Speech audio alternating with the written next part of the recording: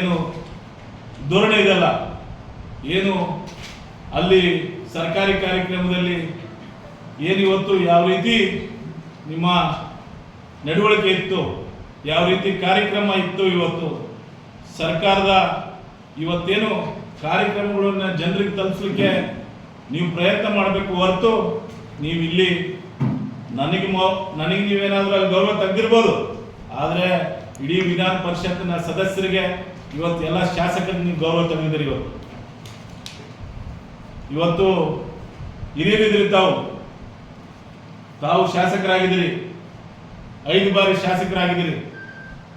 ನಿಮಗೆ ನೇರವಾಗಿ ಏನಾದರೂ ನನ್ನ ಮೇಲೆ ಆರೋಪ ಮಾಡಕ್ಕಿದ್ರೆ ನಾನು ತಯಾರಾಗಿದ್ದೀನಿ, ನಾನು ಸ್ವೀಕಾರ ಮಾಡ್ಲಿಕ್ಕೆ ತಯಾರಾಗಿದ್ದೀನಿ.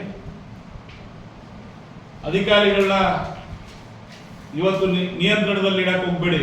ನಾನು ಮೊದಲಿಂದ ವಿಧಾನ ಪರಿಷತ್ ಸದಸ್ಯನಾದಾಗಲಿಂದಲೂ ಒಂದೇ ಮಾತು ಹೇಳ್ತಾ ಇದ್ದೀನಿ, ಭ್ರಷ್ಟಾಚಾರ ರಹಿತ ಆಡಳಿತ ನಡೀಬೇಕು ಸಿಂಧನೂರಿನಲ್ಲಿ. ಇನ್ನೂ ಅನೇಕ ಆರೋಪಗಳು ನಿಮ್ಮ ಮೇಲೆ ಇದಾವೆ, ಸಮಯ ಬರಲಿ ಅದನ್ನ ತೆರೆದಿಡುವಂತ ಕೆಲಸ ನಮ್ಮ ನಾಯಕರಾದಂತ ಹೈಕಮಾಂಡ್ ಏನಿದೆ.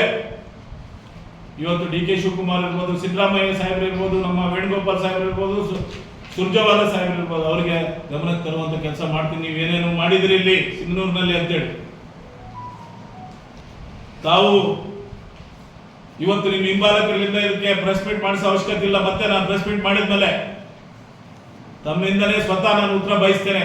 ನನಗೆ ಯಾವ ಹಿಂಬಾಲಕರು ಉತ್ತರ ಬೇಕಾಗಿಲ್ಲ,